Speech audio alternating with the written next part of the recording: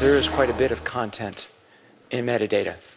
I mean, when you have the records of the phone calls that a particular individual made, you can learn an awful lot about that person.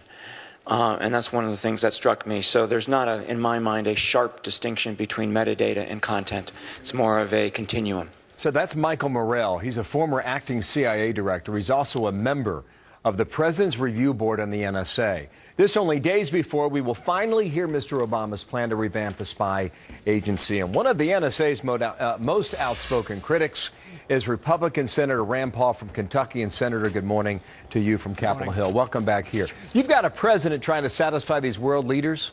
Based on reports, they've given him an earful about this. You have civil liberties as a question mark, and a question also about national security. What is he going to do, Senator? Well, you know, I don't think you can expect the fox to guard the hen house. You can't expect the fox to oversee the hen house. So really, Congress needs to step up. We need to rein in the NSA. I'm all for spying on terrorists, but I don't think we're catching any terrorists by spying on every American.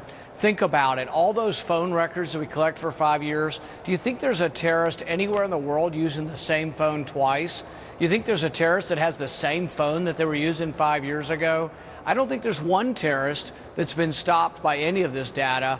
It's extraordinarily expensive, and it's extraordinarily intrusive into American lives. Are you aware of what Catherine Herridge reported last night here on Fox? She's saying that the trail for these terrorists has gone cold because they're dropping off the radar. What's that suggest? Well, the thing is I don't think it's news to any of them that we have the ability to spy on phone calls. So I think that they probably have been doing this for years now.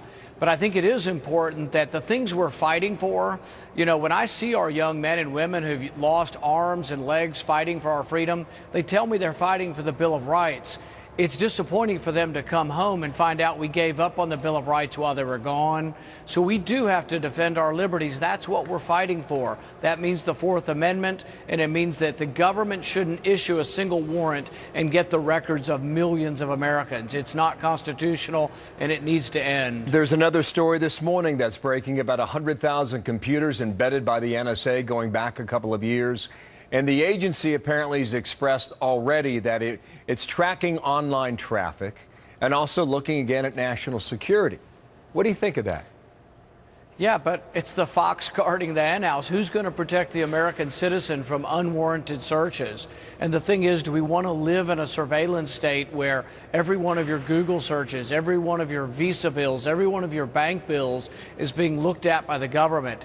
I frankly think that the Supreme Court has to rule on this and has to evaluate it, because my Visa bill, where I spend my money, can tell you whether I gamble, whether I smoke, whether I drink, what books I read. That's private information, and the government shouldn't be looking at your Visa bill or any third-party record, which is metadata. That's a way of saying they're trying to say, oh, it's not really anything.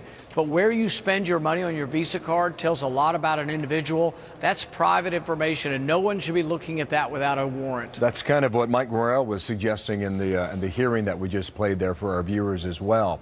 Another point here, the issue of data storage appears to be a big issue for the president. From what I read, the phone companies don't want anything to do with this. So that would leave it in the hands, I believe, of the NSA. And if that's the case, the program doesn't change, does it? Yeah, and that's what's important here. If the president comes out and says, oh, hey, guys, it's no big deal, I've fixed the problem, there's a danger that that's an illusion. They've already done this once. The last meeting they had at the White House, where they all trooped out of the White House and they said, oh, no one's spying on America or on Americans, is because they defined away the existence of spying. They say collecting all your records is not spying. It is spying. We can't allow the White House to be the one in charge of overseeing the White House. So the NSA needs to be reviewed thoroughly by Congress and also by the Supreme Court. And we need a further evolution of the Supreme Court saying what the Fourth Amendment protects, because I think the Fourth Amendment should protect your records, whether they're your papers in your house or whether you've given them to somebody else to hold your Listen, papers. I fully respect, the opinion you're offering here, but if you give this to Congress, I don't know if you win on this. Do you? We'll see. But I think we can't trust the White House to investigate themselves. It's just like the IRS scandal. Does anybody trust the outcome of the IRS scandal? Does anybody trust the outcome of the Benghazi scandal? No, because the White House investigates themselves. They claim they've fixed the problem, but in reality, you can't police yourself. It has to be an independent body. So we really need checks and balances between the branches of government, and it will include Congress, win or lose, but also should include the Supreme Court as well.